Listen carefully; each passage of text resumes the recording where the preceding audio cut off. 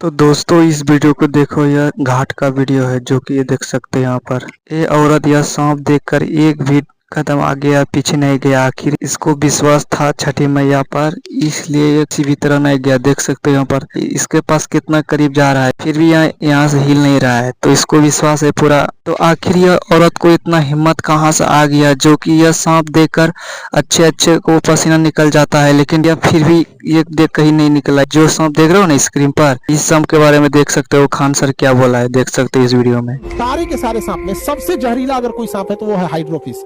ये है ससुरा हाइड्रोफिस, ये सबसे जहरीला है। लेकिन दिक्कत उसके साथ क्या है, ये पानी में पाया जाता है।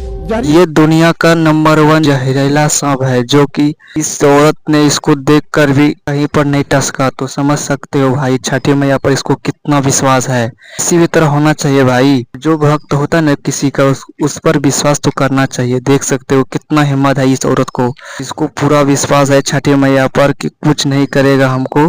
तो ये शांत से वहां पर खड़ा रहा। तो एक बात इस वीडियो को देखकर समझ ही आ रहा है कि कितना भी मुसीबत आ जाए क्यों नहीं, शांत रहने से कुछ भी नहीं हो सकता है। तो ये औरत अपना हिम्मत वहां पर बना रखा, और यह सोशल मीडिया में बहुत ज्यादा ही वायरल हो रहा है इस वीडियो को लेकर। इस औरत के लिए एक लाइक तो बनता है मेरे दोस्त।